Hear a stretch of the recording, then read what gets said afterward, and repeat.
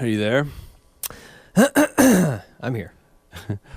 If I go with that, our episodes start the exact same way every time. Are you here? Yeah. I'm here. That's our intro. Are you here? Yeah. We're going to call this episode... What do we call it? Either... I think I'm going to go with As Confidence. I don't know. I always combine the band names. Yeah. And so It is? Yeah, I was going to say that the two band names, it's As It Is and With Confidence. We're going with As Confidence. As it's with confidence. As It's With Confidence. Yeah, there it is. What came first? Music or the misery? People worry about kids playing with guns or watching violent videos. Some sort of culture of violence will take them over. Nobody worries about kids listening to thousands, literally thousands of songs about heartbreak, rejection, pain, misery, and loss. Did I listen to pop music because I was miserable? Or was I miserable because I listened to pop music? Okay, it's another Versus. We had a couple. Well, this week was busy, so I released an episode a few days ago reviewing Foxing's new album, Nearer My God, which I brought Mark on because I knew Jordan would just hate his life. Yeah, thank you. That. Thanks for sparing me. And so, yeah, that was a fun time. So now we're back with another Versus. This time we got As It Is. They released their album, The Great Depression. As well, we got With Confidence, who released their album, Love and Loathing. Now, first and foremost, I was a little bit hesitant. I shouldn't just say we were a little bit hesitant to cover the With Confidence record. Not like I feel like their stuff's still up in the air with Jaden. We don't really know what's going on there. I mean, we will. Let's say at this point, we'll give them the benefit of the doubt, and we will just we'll evaluate it as an album, and we're gonna exactly. We're gonna review the record, and then. Yeah, so why don't we start with Confidence, just because. Yeah, let's start there. About them. But so Love and Loathing, new album from With Confidence. Of course, they, again, what is it this year with Australian bands? They're Australian pop punk bands. They are, making a lot of music. Yeah, it's good. And so far... Which I didn't know these guys were Australian either. Yeah, neither did I. And actually, the first time I heard of them, or kind of gave them a bit of a listen, was when news kind of broke about this, because we were going. I think there was rumor that they were supposed to be on the Neck Deep, Peace and the Panic tour, whichever part of the tour it was that we went to here in Edmonton, and Seaway replaced them. The rumor was that Seaway replaced With Confidence. I've only been able to find that they pulled out of a tour with Knucklepuck when all this kind of stuff surfaced with Jaden. So I don't know. I kind of briefly listened to him and, that's fine. I like Seaway better anyways, in like a quick listen. So that was sort of my first introduction to them, which is a weird one. Yeah, that's a weird start. See, I knew them prior to all of this. Or I listened to their earlier albums, and I really liked this band. Okay. Yeah, from the start. So... This album, listening through it, because that's always a worry of mine when I like a band and they come out with new music. I'm always kind of like, I hope what doesn't disappoint me and all that. Yeah. I loved this album. Okay. I think they just, they built on what I liked about their previous album. I think it's a step up. I think there's some bangers on this album, and I really liked it. Yeah. I didn't mind it. I found like it didn't. It wasn't really doing anything that was standing out to me. There are some moments that I like. There are some elements on the album that I do like. A lot of the backgrounds. There's a lot of like sort of like, I don't know, like they're not woes, but you know what I mean? Like just like vocal ba ba da ba sort of deals, right? Which are kind of fun. It's definitely a light feeling album.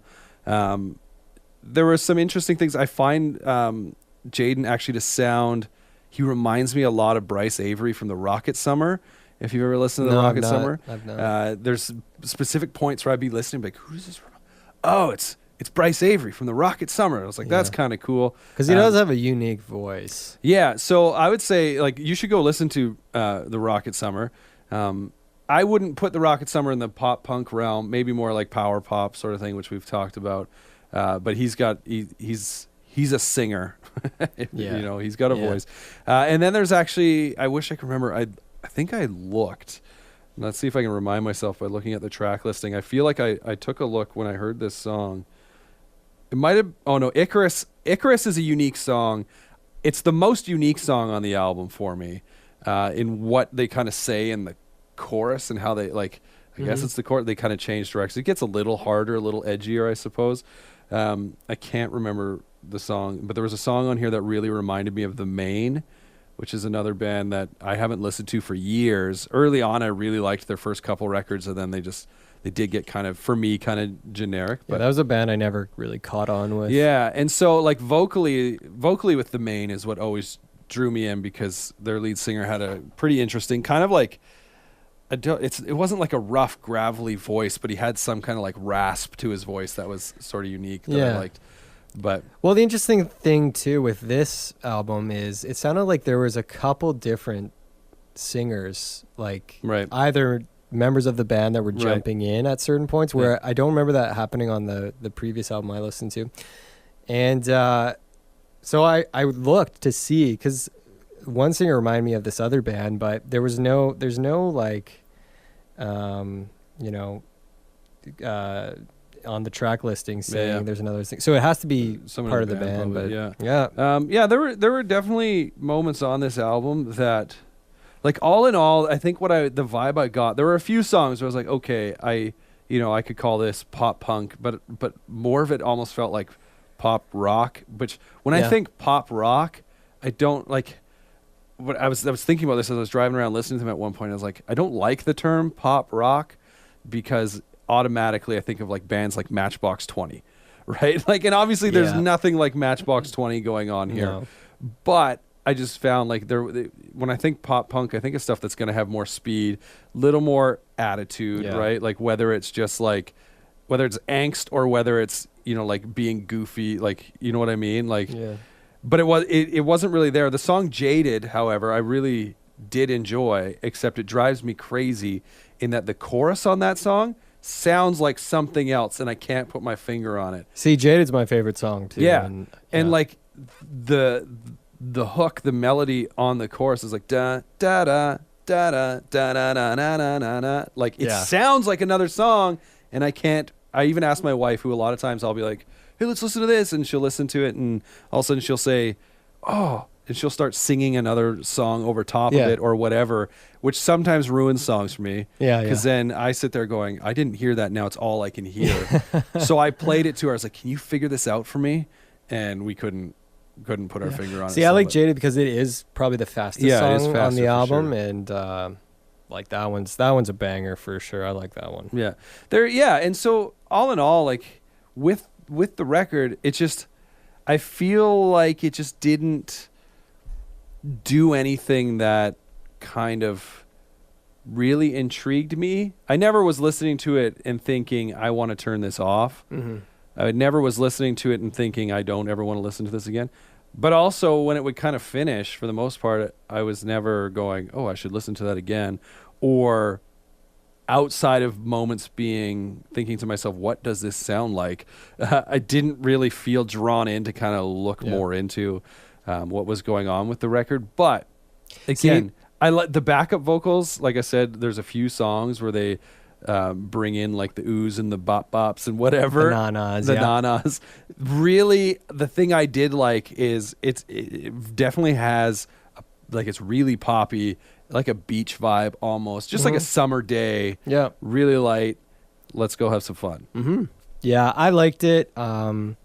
It's very similar to their previous stuff too, and I liked their previous stuff as well. So I was pleasantly surprised. And songs like Jaded, it's like that's definitely the fastest song they've probably written. Right. So I like the direction maybe they're kind of like exploring with and stuff like that. And their stuff is super catchy.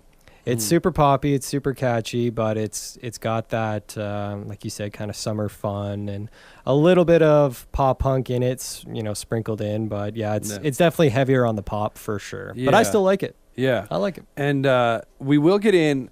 I pulled for some listener reviews on these records, and I'll share some of that in a bit. But there are definitely some points, I think, that one of our listeners made that stood out strong to me. But so looking at With Confidence and Love and Loathing, is that what it's, yeah, Love and Loathing. What do you give this record out of 12? Gets a 9.5. Wow. Okay. Yeah. Okay, because I don't. Someone who liked this record, don't take this the wrong way. Uh-oh. I'm giving it a 6. But hear me out. I'm giving it a 6 because it just didn't it didn't do anything for me. And when I get into the review of As It Is, maybe this will make a little more sense why I've given it a 6. I enjoyed it, but it just didn't. I'm very intrigued to hear your review on As It Is. It wasn't drawing me in. So, having said that, though, right, let's move over. Let's talk about As It Is. So they released their album, The Great Depression, which, conveniently enough, also 12 tracks. It's a running theme these days. Yeah, it's the magic number. So As It Is, we've just gone on a stream of like bands that are just not American, it feels like. They're from Brighton, England. British rock band from Brighton, England. The whole band or just Paddy? I don't know. I think Paddy's English. It says As It Is a British rock band based in Brighton, England. No. Okay, you know what it is? I don't know. Yeah, you're right. They are British, Right. and Paddy, I think, is American, moved to. Sure, I have no idea. I'm pretty sure that's what it is. So like, here's my experience with As It Is. This is it. I'd heard of them, and I'd heard of Paddy what is it? Paddy Walters. Yeah. I was gonna say, is it Waters? No, Paddy Walters. And I'd never my closest association with them, I guess, would be like random Jared Alonji videos on YouTube. Mm-hmm. That's it. He kind of in like what I'd experienced was like turned me off of him. He was a little much for me. Mm-hmm. I am intrigued by the idea of him like legit being a YouTube personality or whatever to an extent. I don't know how big he got. I mean, you showed me basically like a rip of the Shay Carl song. That was my first experience with which is great because for a long time I loved Shay Carl, watched his stuff all the time, so I appreciated that. But anyway, so they are back with their album The Great Depression, and I took some notes on this record. I did. I meant to take notes on With Confidence as well. Yeah. I just never really got a chance. But here it is. Let's hear your notes. So first and foremost, this is a concept album that apparently I haven't dug in too deep, but apparently tells a story from point A to point to the end, point A to point B sort of thing. It tells this story in different acts. Okay. And so I was intrigued by this. And the first song is really just an introduction to the main character in this story, who goes by the name of The Poet. That's all he gives. But that's about where my enjoyment of this album It's a stops. Tom DeLonge ripoff, by the way. Poet Anderson. Oh, sure. Well, Blink influence everywhere. right. Yeah. That's about where my enjoyment of this record stops, though, because it's cringe heavy. I would agree. So bad. There are moments that are okay on this record, but all in all, I one of the notes I put down for The Great Depression, which is the opening track. My note was, this song makes me feel gross. Yeah.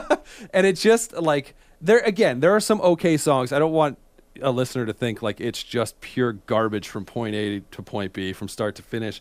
But for the most part, it is. And I think what really plays into that is it just feels fake. It's incredibly cheesy. Well, yeah, and I mean, that's fun. Like, the band, like, from what I gather, changed sounds, right? Yeah, this is a departure. They went from being like a bouncy pop punk band to being an early 2000s emo band. Mm-hmm. And here's the thing. There are moments on this record that remind me of The Used. I absolutely loved The Used. I love The Used too. I haven't like followed them for the entirety of their career, but their first couple records I really liked. Yeah. And then I saw them a couple years ago touring with Taking Back Sunday. I forget the record that was out at the time, but like listened to that and it was good. I enjoyed it. This, again, there are moments where I kind of get into it and dig it a little bit, but it's always just like specific moments of songs. For instance, in The Stigma, is that the name of the song? Yeah, The Stigma. I really like the verse 2 riff that comes in after that first chorus, so like the Boys Don't Cry chorus. Yeah. And then it comes in, if I remember, it's this pretty sweet riff, and then just like the snare drum, ba, ba, ba, ba, over top of this riff. Yeah. And I really like that part of the song. Yeah. And then there's the breakdown in The Wounded World, I think. Yeah, the breakdown in The Wounded World I really liked. And that's about it. I know some people were talking about there's an Aaron Gillespie feature on this album. Yeah. Later. I was surprised to see that. Yeah, later on The Reaper. And I dig the drums. I actually looked to see, is Aaron playing drums on this song? Because I'm like, it kind of all of a sudden takes on this busy vibe that Aaron has. And as far as I can tell, I don't think so. Really? Like I would have thought for sure. 'Cause Like I had when that same thought. Yeah, when I looked up the credits, it didn't list him as a drummer. It just listed him as a vocalist. And the thing is like his feature's fine, but it falls flat. Like, I think the problem with that part is that he just sings the chorus again. Yeah.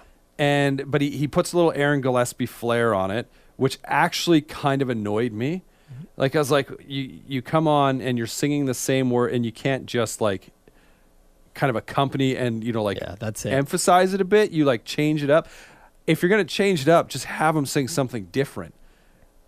So it kind of bugged me. I was like, what, no big bridge or something that Yeah, he it was comes like a in wasted opportunity. That's Kind why I of. think he must have been, maybe he wrote the drum part or something. Maybe, like- I don't know.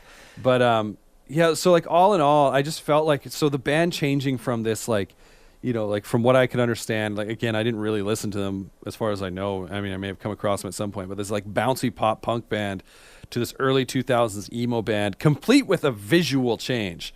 Yeah. Like Patty looks like he's trying to join My Chemical Romance or something. Well, this is what I was gonna say. I mean, I've listened to As It Is for a couple of years now, and Right. they're very, very, they write very, very catchy, poppy songs, and he's got this pop punk formula. Mhm. It's like the most classic, A plus B Right, formula ever, and that's what they are. And so I always take it with a grain of salt, because it's incredibly catchy, but it's always a little cringy. Right. Especially with Patty Walters. I know the running joke is like his voice is so, high. Yeah. And like, it's just everything's a little. So when I saw this and like you showed me some music videos and stuff, I was like, it looks like exactly what you said, kind of a cheap imitation of My Chemical Romance or The Used. And it just, I agree. It's really cheesy. It was hard for me to listen to it all. It's catchy, like for sure they write catchy songs, but it's really cheesy. In saying that, I do think The Stigma has a chance of being a song that maybe has a little bit of legs. Just that song, because I think the message behind it is unique enough, and it's delivered well enough. Like it's probably my favorite song on the album if I'm picking one. So I mean, it may have some staying power in just what it kind of accomplishes with its.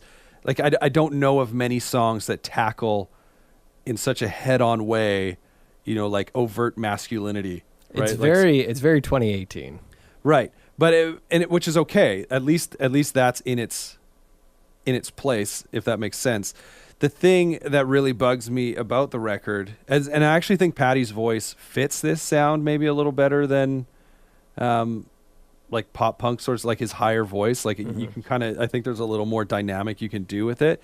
But it's just, I appreciate the fact that they tried to do something that was, a little, it's a grand vision they had for this album. And I appreciate that they went for that in knowing that, they're where they've built their fan base. This is not that it's a complete departure in the sense like they've gone like super, over the top, like electro pop or something, right? Like I believe there's enough crossover fans of emo and, bouncy pop punk that they're not going to lose a ton in that respect going, oh, they changed so much, right? Yeah, I know. This is the summer of bands changing it up, though, for sure. Seems like it. Yeah, there's been a good number of bands that have just kind of been like, you know what, we're just going to go this way all of a sudden.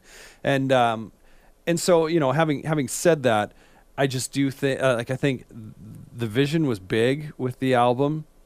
It feels cringy, and maybe this is, it's probably not my place to judge. Maybe he is being sincere with it. But it definitely feels like I recently saw a video where someone had asked the question, do you think artists are using mental health struggles to sell music? Mm-hmm. And I think in some cases, yes. Yeah. And this feels like one of those cases. Yeah. And maybe it is genuine. It does seem like he's playing to it. Right. Or they're I think playing part to of it is just like the drastic change in visual. Like all of a sudden being this like he dark went from like snapback. eyeliner. Yeah, he's got the eyeliner on, jet black hair down in his face, wearing all black sort of thing. Like I think it's just maybe it's too drastic. If he wrote these songs and still had, I mean, maybe not like the blonde hair, but like hadn't done these drastic changes, maybe you buy it a little more, right? But it feels like a marketing decision to brand themselves totally different. And I think that's why it seems a little disingenuous. It's like, they're like, they watched My Chemical Romance music videos and were like, you know what? This is what we're doing now. Yeah. Well, and something that's fitting is that, so the song, The Question, The Answer, that's like the acoustic song. It reminds me of a song that would come off the last Linkin Park album. But here's the thing. I feel like Linkin Park was 1,000 times more genuine with, like Chester Bennington's lyrics. And obviously we know, the tragic end to that story. But a lot of people connect with Chester and his lyrics for a specific reason. I wasn't a big Linkin Park fan over the years. Like I didn't really follow them. Maybe in my peripheral. I did like that Hybrid Theory album because it came out at the right time for me, right? But but like there's and again, I don't doubt that this record, The Great Depression, will help someone. Do you know what I mean? Sure, yeah. Like it just feels to me like it's less about helping someone for the sake of helping someone and more about putting a picture out there of helping someone for the sake of selling albums. This has kind of been my perception of Or Patty streams. Walters over the years is he just kind of, it's not just him, it's the band, but it kind of seems like this has been his pattern where it's like, I want to be this band. Right. And I want this sound. And now it just seems like he's kind of like, I want to do this now. I don't know if you've heard of the band Famous Last Words. Yep. I haven't listened to them, but yeah. Yeah, so it almost kind of feels like that too, kind of the My Chemical Romance Famous Last Words, the Used. It just kind of seemed like this is something that he wanted to do. Yeah. And I mean that I don't want to, crap on someone for being like, "Oh, you've changed up stylistically." I think that's fine. Like especially you have to respect in a sense an artist who is willing to take a chance knowing that they're probably going to lose some of their core fans, right? Again, I don't know if this is enough of a jump because it seems like the core fans of As It Is are probably young high school students anyways. Yeah. So, I don't see there being an issue there. And that's part of it too. Like there's every now and then I see a band and I like read a post or lyrics or something and I go, I get it. I'm not the core audience, right? And so I don't want someone to be listening going, oh, I can't believe you crapped all over this album. I think it's this, which is fine. It just goes to show that like it's not written for me. No. And these are just like what if I could lay something out, we are by no means like professional music critics. We just get on here and talk about albums and what we feel when we listen to them, right? And so like this particular one, it didn't feel good to me. And so also, with the question, the answer, I had a note that said, "What is this? A '90s R&B slow jam?" Because like the drum, like the electric percussion that comes in, just like what? Yeah. That's the choice you made there. Some weird choices. It's very strange, very strange. But yeah, even their previous album, I don't think was for sure, late 20s, early 30s. Like it's definitely a high school, junior high. And sometimes I can still get into that and just see it for what it is, and enjoy it because like let's be honest, this is the cliche thing here, but I shouldn't say everyone, but I like to look back on my high school years. Pop punk is what I listened to in high school. I still listen to it. Yes. I like to look back on those years and, it's like, there was no responsibility outside of homework and trying not to fail out of high school. And, it's just like, so sometimes I can remove myself from that going, I'm like an early 30s guy. This is not for me. Mm-hmm. It's just sometimes like something like this, I look at it and I go, I'm really not the target audience for this record. Yeah. So when I listen to it, I kind of see it from this outside perspective and go, I just feel gross. Yeah. You Yeah, it's know? just not for us. No. And that's fine. Okay, so we're going to wrap this up. 12 tracks, and then I'm going to explain something. What do you give this out of 12? It gets a 4. Okay, so you're going to give it a higher mark than I did. It's got some catchy tunes in it, so, you know. Yeah, I'm gonna give it a 2, and that's because of the fact that I do like the Stigma. I think it's a strong enough song that with a unique enough message that I think you can do something with it. Like it does have some staying power to me. And then there are some catchy parts. The Wounded World, I think, would be better if they didn't shove it down your throat that it's the Wounded World, because they repeat it I don't know how many times, and it drives me insane. But yeah, so I'm going to give it a 2. And so now, having said that, we've talked about this before. I'm trying to find a review that was submitted for us. So we've said this before in the problem of when we compare albums side by side, right? I ended up giving Between You and Me, I enjoyed it more than Real Friends Composure. Yeah. Because at the time, Real Friends Composure just felt like it was like just too heavy to listen to, sort of deal, and repetitive. And so but I still liked Composure. Yeah. In the end. So this, my grade of 6 out of 12 on With Confidence comes from this. As it is, I think I just gave it my lowest score. Yeah. If it's not, it's knocking on the door of We the Kings. Yeah. Like I think right this there. is the lowest. Yeah. Those are the 2 records that I've used the word cringe on this year. So We the here's the Cringe. thing. I listened to As It Is first and then With Confidence.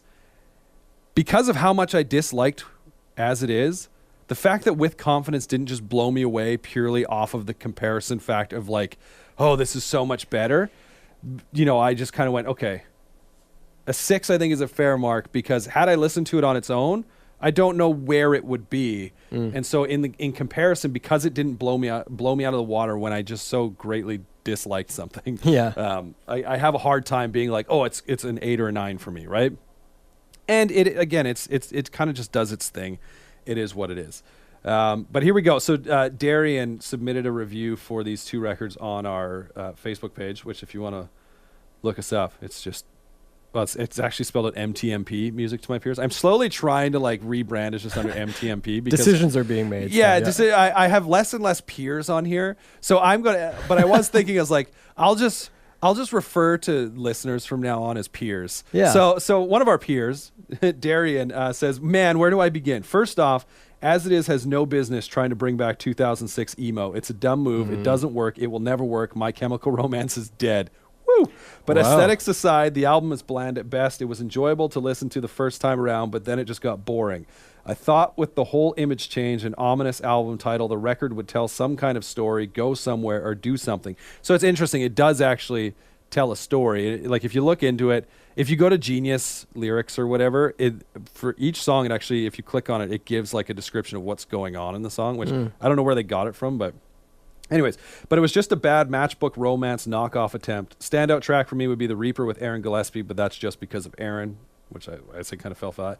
I don't like Patty Walters' voice. I don't like how he went from wearing depression like a fashion statement to depression and mental illness as a serious problem not to be joked about. And I tried really hard not to let my opinion of him affect my opinion of the album. Super relieved it turned out to be a bad album.